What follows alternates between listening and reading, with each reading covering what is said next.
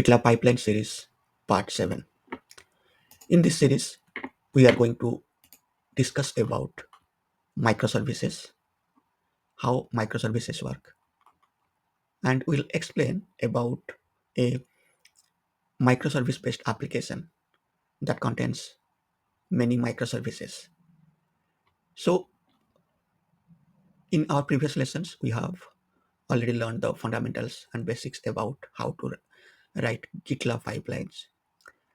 And now onwards, we'll see how we can create a complete application that contains multiple microservices, and using GitLab pipeline, how we can build those microservices, post it into the container registry, and then deploy it into any of the cloud provider Kubernetes. So we'll focus here mainly Azure Kubernetes service, or later also we can see how we can publish it into AWS EKS. So what is a microservices? So microservice is like we have the application, and we can divide that large application into small independent services. So that helps um, developing our application faster, and um, with different using different languages and different team. Here, the microservices has its own business capability. It may be depending upon its functionality. You can divide it as a user service, payment service, or product service. And here the microservices used to communicate with each other. It may be any messaging mechanism like service was in Azure, or we can use the RPC, remote process procedure call, or we can use even REST API. And here the microservices it has its own um, development stack. It may be we can use any of the stack. Like if you see here, these microservices, there are um, 11 microservices, and each of the microservices has its own development stack. I mean, language we are using here. Like we have used here Go language, C Sharp, .NET, Go language, Node.js, Python, and Java. Okay, so it is not whenever we're developing a microservice based application, so we can use multiple development stack. Okay, depending upon the need and the requirement or the resources available, we can development it using any of these languages. And what is the benefits of using microservices? Main is the scalability. That means we can uh, increase the number of replicas or pods of that microservice so that it can serve better when there is more traffic. So we'll discuss all these things later when we deploy into a cloud service, these microservices. And flexibility in the sense of we have different teams with different development knowledge. Like if they have teams with working in the different languages, so we can choose accordingly, and it is faster development. Okay. Fault isolation, because here um, since we are using multiple microservices, and those microservices communicate with each other through messages, so if any issue happen to any microservices, so the complete application not goes down. So in this case, we can fix that particular microservice and deploy independently. So the advantage is here we can develop and deploy the microservices independently. And continuous deployment, as I told, like we can use any of the DevOps pipeline. Like we can use GitLab, we can use Azure DevOps, or we can use the GitHub Actions for building and deploying the microservices. And the maintainability is like it is smaller, so it is easy to manage. And okay, so yeah, so what is the difference then between the microservice and monolithic application? So in case of a monolithic application, right, it is all the modules, all the functionalities are tightly coupled, and it is basically a single application. Okay, if something happened, then the application um, goes down. I mean, we have to deploy the entire application, not separately like how we can do in microservices. And it uses all the functionalities run in one database, and I mean one code base also. With we have to deploy it entirely, the total application. If any issue happen, we have to fix and deploy it. In case of microservices architecture, it is divided into small independent services, and it is very easy to um, run independently and scale these microservices, okay, and also deploy independently. So this is the architecture you can see here. This is the front end application or the microservice, and it is communicate with many other microservices as you see here.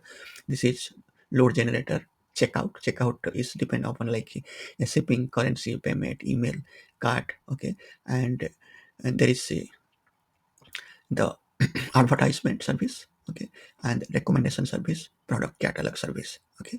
This is the card service. And Redis case, we are using the memory database here, okay. It is not a, it is service, but we are not developing it. We are simply using the available images, Redis image, and we are creating the uh, Docker image and running it, okay. So this is the broad architecture of the application, and the these are the different languages we are used to develop these microservices, okay. And here this microservice, basically it is a online boutique, okay, uh, application. And here uh, okay, so as I told, we create these microservices, so we have to use the Docker desktop to build these Docker images. And for this, so what is a Docker image basically, okay, it is a lightweight standalone ready only template. So Docker image, basically it will use a Docker file, okay. So it will, using that Docker file, it will try to create a read only template, okay. So that contains everything needed by the application, okay, I mean the microservice, okay. So it include the runtime, which runtime, I mean the language it uses, libraries, and the configuration, any other tools, okay. So it is just like a blueprint or a snapshot that used to create a container, okay. So whenever we creating a Docker image, we need to create a Docker file.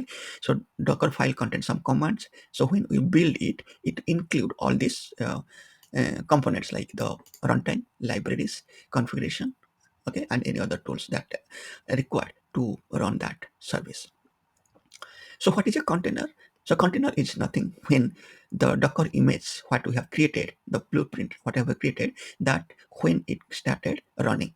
Okay, so when it started running, we just call it as a container. Okay, so the running instance of a Docker image. Okay, so once we build that image, it will create a Docker image, and when we start it, we run it using Docker run, then it will start a container. Okay, so it is like again, it is a lightweight and isolated environment. Okay, so uh, it will run independently with other microservices.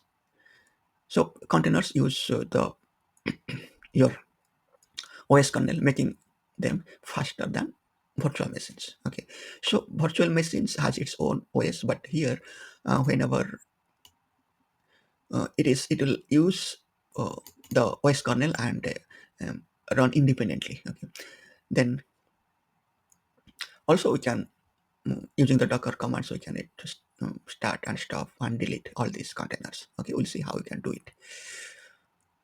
Okay, so how Docker images work?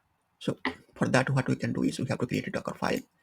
Then Docker file, using the Docker build command, it will create the images. Okay, and um, we can push that Docker image anywhere, any container. Like we can push into Docker Hub. We can push it into the AWS ECR, Elastic Container Registry, Azure ACR, okay, Azure Container Registry, or Google GCR.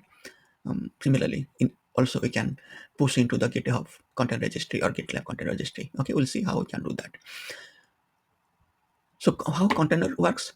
So when it run, when we run the Docker image, the run the container, it will use Docker run command to run the container, and Docker creates a writable layer on top of this image. So when you run it, so Docker will create another layer on top of this, okay, and the container runs isolated from other containers. So as I told, these are the different services we are trying to develop, build, and push into the container registry, and we can run it using the Docker run command or using Docker compose. Okay, yeah. So these are the build commands. we'll see how we can do. So before to that, let me just go to the my VS Code, and I can show you here. These are the code here. If you see, this is the microservices repository, and under that SRC folder, these are the different microservices. Okay, you can see here the art service for advertisement, and here we have a Docker file. Okay, and you can see this Docker file. These are the different Docker commands. Okay, the from command, then it will use a image, the base image, and working directory. It will create a directory where it will execute all other commands. And then it will copy the different the resources and everything to the container. Okay, and it will execute some command here. Then copy everything the resources. Okay, uh, you can see it copy everything to the uh, container. Okay, and it will expose with the port 9555. Okay, and endpoint is this. So I'm not going detail on this Docker file. You can go, what if you not much are about this Docker file. There are numerous videos available in YouTube. You can go through that and try to understand how Docker file is created and how we can use it. Okay, so yeah, basically it is a file that Docker used to create the Docker images. So it has simply contains multiple commands, and it will create the different layers of the Docker image. And when we run it, Docker again add another writable layer on top of this image. Similarly, if you go to any the card service, the card service, it is a .NET application, and here the Docker file, if you see, it is use Microsoft um, .NET SDK. Okay, and these are the different commands that required to uh, run this create these Docker images. Okay, so similarly, if you see under each of these services, we have the Docker file. Okay, and I'm not explaining all this detail. You have to go through this, and if any information or any doubt, just you can uh, put it in the comment message. I'll come back on this. Okay, yeah, so these are all Docker files that is available on the images. Okay, and in order to run this, what you have to do, we have to start here uh, uh, Docker desktop. You can see my Docker desktop is running, and here if you want to create these Docker images, I have to run these Docker commands. Okay, as I mentioned here, this is the Docker command. If you see, what we have to do is Docker build. Okay, and this is the image name. Okay, and it is the path. Here we need to mention where it is available, the Docker file is available. You can see if you are running this command in the current directory, I mean where the Docker file is available, then simply you just put dot here. Okay, not this part is so not mentioned, but I am not running um, in the path where the Docker file is exist. So I'm directly trying to run from the microservices folder here. Okay, so I need to mention the path where my Docker file is exist. Okay, so that way I've just mentioned the path here. You can see in many services it is in the folder in my, if you see here, uh, I've mentioned the folder here, but for the cat, right, it is again another src folder is here, and under this it is available. So here I have mentioned the path again src, under src the service, and under that again that src is available. Okay, under this I mean the Docker file is available. Okay, so this is nothing, this is the path where the Docker file is available. Okay, so if you simply run it, right, I have already run one sec before because it takes some time initially to create the Docker images, but in the next time if you run, it will take less time as it uses caching. Okay, so let me just run this. If you see, it will try to build the images. Okay, I'm trying to build the uh, advertising advertisement service, ad service. Okay, okay, it is trying to build, and it will post to, not post, it is simply building the Docker image, and it will available in the Docker desktop. If you see here, these images are already created. If you see, one day ago it is just created. Okay, these are the names of the services. Okay, and this is another image. I have tagged it. I I try to push into my Docker Hub. So in for that I tagged with my Docker Hub registry user name here, so that I can push it. I'll show you how you can do that. Okay, so this I have already built these Docker images. So for you, if you are following, then sorry, you are following, then you just run these Docker images. Okay, you have to um, start your Docker desktop, and then you can run this Docker command here. It will create, and you can see in the Docker desktop images everything is created. Or you can also use the Docker command here. You can just Docker images. If you type, it will show all the images available in the Docker desktop. Okay, these are all created. Okay, now the next step is, in order to run, you can use Docker run and the image name. But since we have many uh, microservices for the application, so individually running it, each of these application is like it is very difficult and complex job, because these microservices again, they communicate each other. So default there will be a network to establish it, and to communicate with these microservices. So instead of that, whenever we are using multiple and many microservices, uh, in that case, it's better to use Docker Compose. Okay, so Docker Compose is a we can use in Docker desktop that help in orchestrating or running all these microservices together, and establish the communication among those microservices. So in single command, we can start all these microservices together, as well as also we can stop them whenever you want. Okay, so that is the advantage of using a Docker Compose. And you can see uh, in this and in this source folder, I have created Docker Compose. You can see there are multiple Docker Compose here.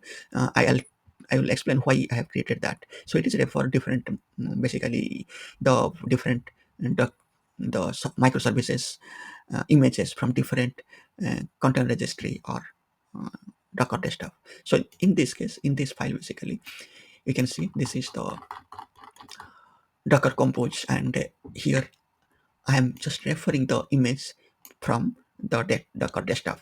Okay, so what we have created just now using the Docker build command. Okay, so it is referring these images. Okay, so this load generator front end. So these images, it is referring from the Docker desktop. So I just mentioned here currency this. Okay, simply the image name I just mentioned, and you can see these are all the um, Docker images, and the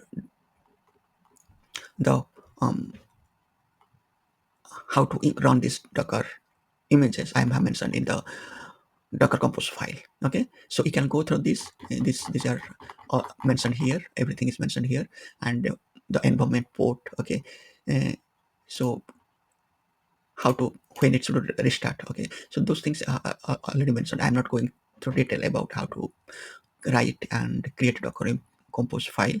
So you can go through that from any other videos available in YouTube. Okay, but you can follow. If still you get any issues, let me know. I'll go through that, and I'll try to answer your queries. Okay, next, in order to run those, I mean, start the Docker Compose, you can use Docker Compose off. Okay, and Docker Compose of -d, that means it is run in the background. Then once that we can see our application, we can call the application. We can also browse our application using the local host. This is the port that will use our front end service, uh, and try to access it. Okay, so in order to run that, let's just start it. So in order to run the Docker Compose command, what we have to go, we have to go to the src folder, because this is available uh, under this src. Okay, it is available under Docker Compose here, it under src microservices src folder. So let me go to that src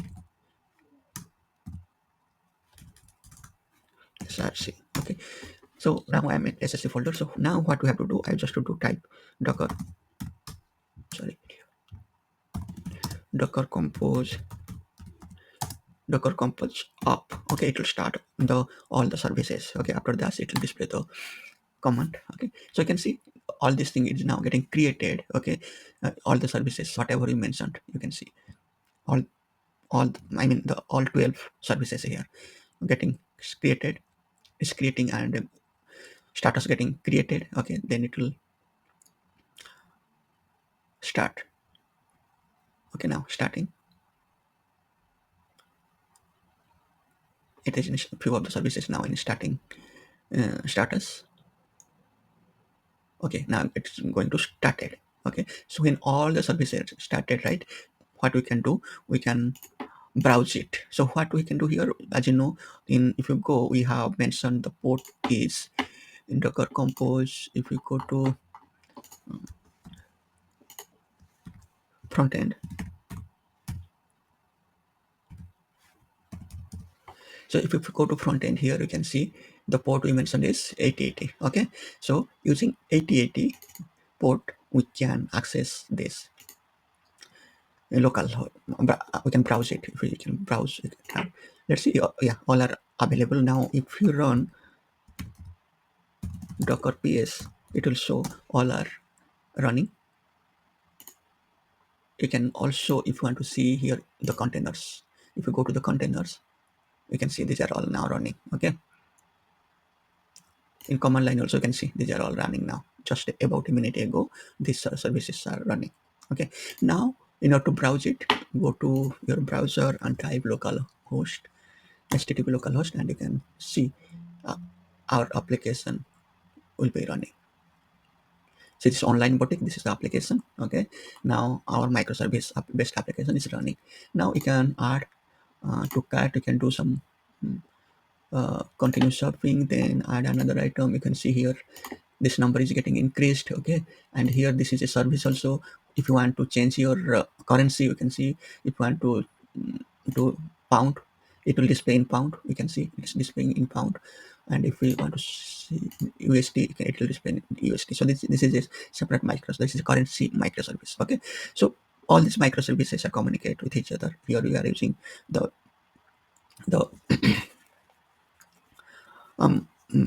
they communicate each other, and to do all these functionalities or activities. Okay, sorry. Now, okay, even if you want to use the call command, you can also use call. Okay, here if you see, we can call our application. It will display the index file. Okay, what is there? It will show. And if you want to check the health, right, you can also use it. It shows okay. Yeah, so that means our application is running and all microservices services are running now. So after that, once we see here how we build our microservices and run our microservices. Now, if you want, okay, so if you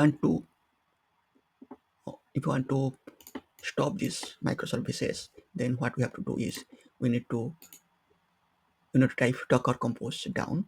Okay, and remember you have to run it under the folder src. Okay, because our Docker Compose file is lies in under this src folder. Okay, so it's trying to stopping and then removing. You can see here, if you go to this container, it will removing one by one. See, it's getting stop. It is stopping first and then removing.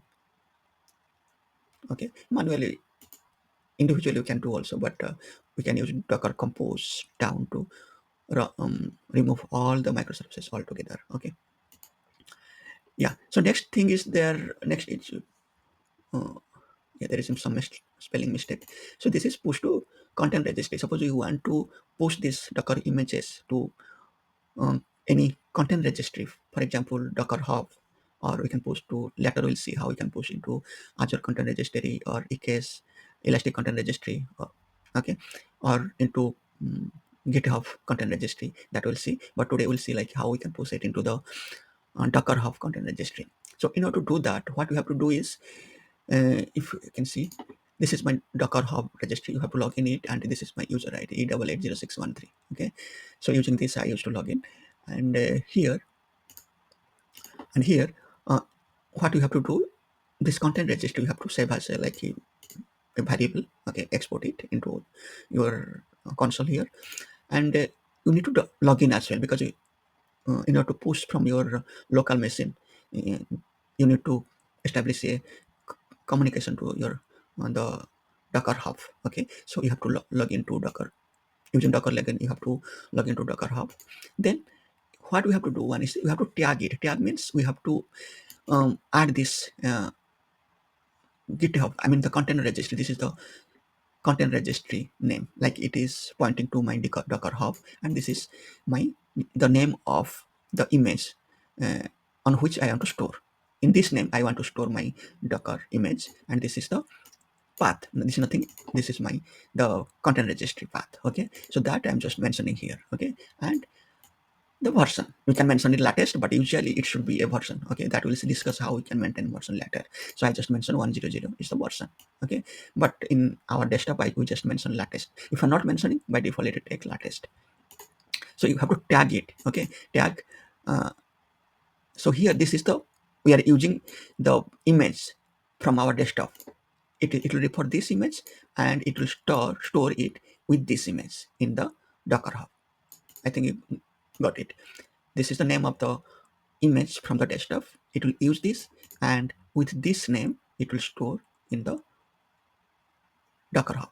Okay, next Docker push will just mention this path whatever we created. Okay, so that I have already done before, but just to show I'll just run one command here. So you have to go, I'm just going back to the microservices folder here and trying to run it.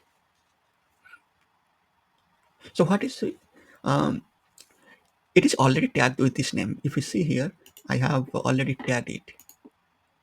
You can see E880613, and this tag it is there. Okay, this is already available, so it is not able to do that. So in order to do that, how we can do, if you want to tag it with it, we have to change with a different. Suppose you make it 101. Okay, new version, then it will take it. Okay, we have to tag it. It is okay. Let me tag it. Sorry, first let me tag it. Okay, what is pushing?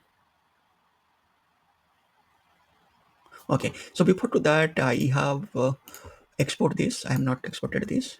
Okay, let me just export this. Okay, if we do that, echo,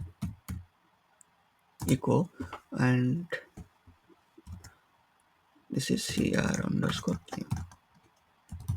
Okay, let's see. Now it is showing this. Okay, it is now exported. Now let me execute that. Now it got tagged, so it create another image with this name. You can see 101. You can see it here. 101, 101. Yeah, you can see here. Okay, now in order to push that, I can use again Docker push. Okay, Docker push one. This should work now. Now it's trying to push into my Docker Hub. Okay, so if we come here, you can see Docker Hub. Okay, so which version which image we are pushing here? We are using AD service. Okay, so if you go to AD service here, there will be two different versions of that image. Okay, you can see 100. I have one day before I pushed it, but this is less than 1 minute. Okay, okay, this way you can tag the images. You can tag the images. First you have to export this because we are using this variable here, and then tag it and post it. I have done it for all this. You can follow these commands and try by yourself. Okay, but remember you have to use your username, GitHub account username. Sorry, not GitHub, Docker Hub username here. Okay, so then you can see everything is all these um, services. Okay, repository. If we go, everything is available here. Everything is available here, and if you want to use it, we can also use it. Suppose in another GitLab, you can see here. Okay, okay. So here okay, here I have used the other image GitLab. Okay, this one. So if we use here in this Docker Compose, I refer to the images from my Docker Hub. Okay, I mentioned the path E88 0613 and then the name. Because how will you get this name? You can get this name like this. Okay, and here this is the version. Okay, if you go directly here and you can see this version, if you get it right, you can get, you can find this version here. This is the version, okay, that you need to mention in that Docker Compose. And using that, if you want to run, then let me just rename it local, and here let me rename it Docker Compose. I think that is fine. Now again, if you want to run this, what you can do is cd src. Okay, now if you see my application, because we have already uh, removed those containers, right, it is not running now. Okay, it's not running. So in order to run using Docker Compose, and it will refer the Docker images from the Docker Hub, we can mention like this. So I have changed everything here. Okay, you can see, and you can just run Docker Compose up -d. Again it will start. So basically, when you develop locally and you have multiple applications, right, in that case you have to create your Docker Compose for development purpose. So you can create using Docker desktop, you can build your images, and using that, all these images, you can test your applications. Okay, but so Docker Compose, basically it is orchestrating our Docker images. Okay, but in cloud environment, when we deploy it, we can use either any virtual machines, or we can use any Kubernetes orchestrator like AKS, EKS, or GKS. There are many more are available. So we'll see how we can do that using GitLab pipeline, and we'll also set up the infrastructure in uh, Azure or AWS. Okay, so it's now it is started. Now if we just refresh it, it should again execute. I mean, our application will be running. It will take few seconds.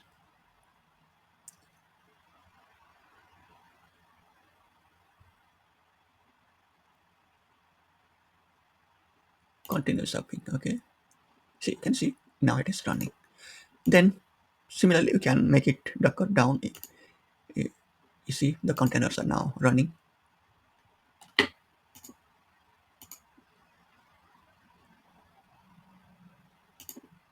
You see under microservices, right? Everything is running. Okay, so now if you want to, okay, so in order to stop this again, you have to use Docker Compose down. So the next lab, what we are going to cover is we can because we need to store into any of the content registry. We can also store into GitLab Container Registry. So for that, we write the GitLab pipelines. That pipelines will build that content Docker image, and it will push to the GitLab Container Registry. And using that, then we'll try how we can uh, publish deploy into the any of the Kubernetes orchestrator. Okay, so that in our next sessions we'll discuss. So for that, for today, this is all about the microservices, how we have discussed. And next session, we'll discuss about setting up the pipelines in GitLab. Also, we'll try to do it in Azure DevOps and GitHub Actions later. Okay, then so that's all. And please, if you have any comments, just put in the comment section. I'll try to come back on that, and just share this if to your friends, colleagues, and like this and subscribe this channel. Uh, and bye bye till then. The new for the next session.